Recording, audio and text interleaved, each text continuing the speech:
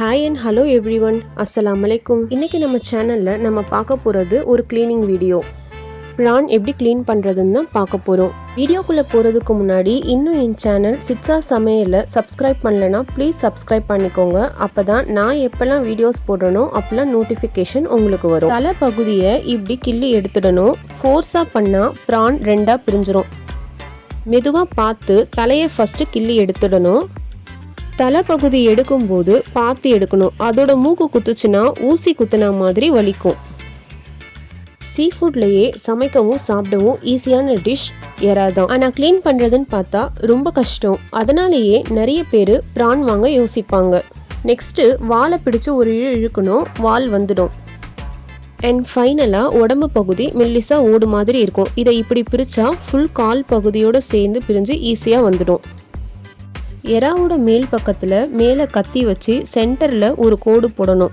அப்போ நரம்பு நல்லா தெரியும். பிளாக் கலரில் ஒரு பைப் மாதிரி தெரியுதுல்ல. இப்போது இதை எடுத்துடலாம். இதை கிளியராக எடுத்துடணும். இதே மாதிரி ரெண்டு பக்கமும் நரம்பை க்ளீன் பண்ணணும். குழந்தைங்களுக்கு வயிற்றில் இருக்கிற குடலை க்ளீன் பண்ணாமல் எறாவை கொடுக்கக்கூடாது. ஸ்டொமக் அப்செட் வந்துடும். கடையிலெல்லாம் எறாவோட மேல் ஓடை மட்டும்தான் க்ளீன் பண்ணி தருவாங்க. உள்ளே இருக்கிற குடல் அழுக்க நாம் தான் க்ளீன் பண்ணணும். இப்போது எல்லா எறாவையும் நம்ம க்ளீன் பண்ணியாச்சு. நெக்ஸ்ட்டு 2 டைம்ஸ் நல்லா தண்ணியில் உப்பு மஞ்சள் போட்டு வாஷ் பண்ணிக்கணும். அப்போ தான் அந்த பேட் ஸ்மெல்லாம் போகும்.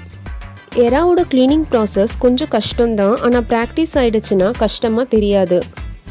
எல்லாருக்குமே எறா க்ளீனிங் மோஸ்ட்லி தெரிஞ்சிருக்கும். தெரியாதவங்களுக்கு இந்த வீடியோ யூஸ்ஃபுல்லாக இருக்கும். எறாவை குக் பண்ணும்போது கண்டிப்பாக 2 பக்கமும் இருக்க நரம்பை எடுத்துகிட்டு குக் பண்ணுறது தான் நல்லது.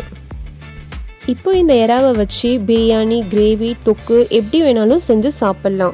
நம்ம சேனலில் எறாவை வச்சு நம்ம எறா கிரேவி, எறா தொக்கு, ஹைதராபாத் எறால் பிரியாணி கூட நம்ம செஞ்சுருக்கிறோம். டிஸ்கிரிப்ஷனில் லிங்க் கொடுக்குறேன், செக் பண்ணிக்கோங்க. இந்த வீடியோ பிடிச்சிருந்தா மறக்காமல் எங்கள் சேனல் சிட்ஸா சமையலை சப்ஸ்கிரைப் பண்ணுங்கள். உங்கள் ஃப்ரெண்ட்ஸ் அண்ட் ஃபேமிலிக்கும் ஷேர் பண்ணுங்கள். இன்னொரு இன்ட்ரெஸ்டிங்கான வீடியோவில் நெக்ஸ்ட்டு மீட் பண்ணலாம். தேங்க்யூ ஸோ மச் ஃபார் வாட்சிங்.